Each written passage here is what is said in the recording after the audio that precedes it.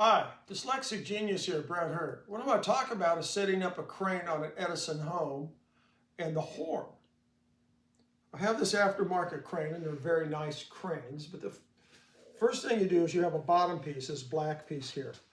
So you will slide this onto the machine, and this bottom screw here runs this clamp, and you just want to tighten this up. You don't want to really just crank on, you just want to get it snug. Then you want to assemble the horn. You'll put this bottom shaft in. You'll put this piece in. You will attach this piece to here, and then you will put this in. How do they tighten?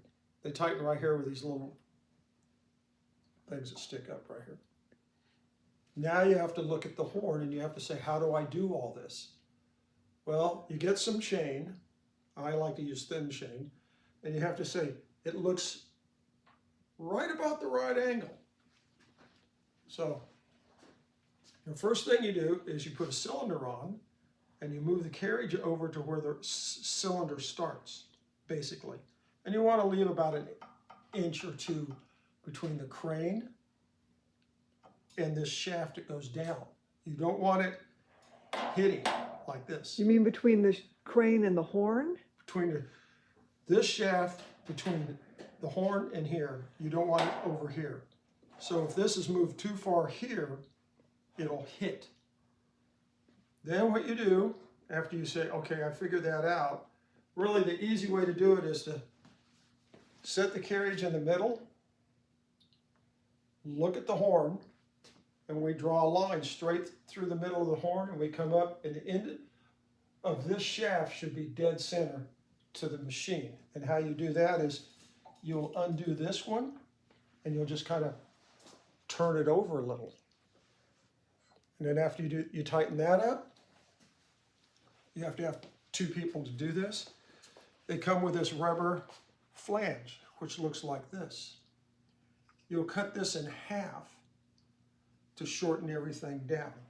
Well, if you cut it too short. Yeah, if you cut it too short, this one was about that long, and I cut it in half. So you need what, an inch and a half? Inch and a half or so, yeah. They'll come with the rubber, and you go fit it onto the reproducer, look at the end of the horn, and go, yeah, about half of that, and you can cut it in half. I maybe cut a little longer, and then you can trim to fit. Once you do all that, I like to use these small chains.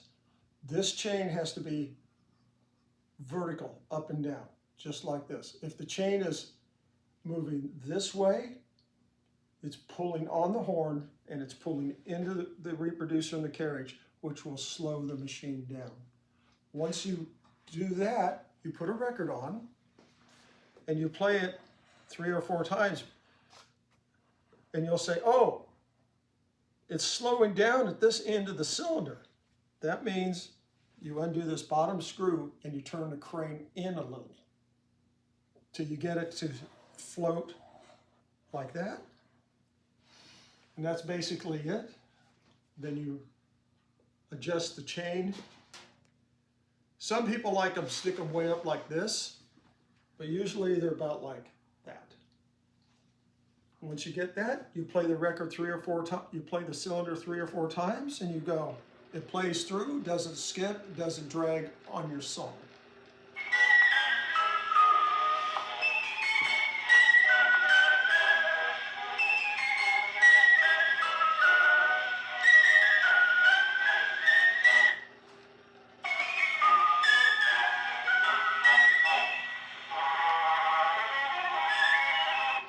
We don't hear any dragging on the horn. Now we snug these all up, all these little wing nut things. You mean tighten them? Tighten them down. We say we have the chain. We cut this one link off with a pair of dikes, and you're good to go. And that's how you set one up. But the most critical thing is the carriage and the reproducer and the horn all have to float together. This is a lot of fun, and that's my tip for the day.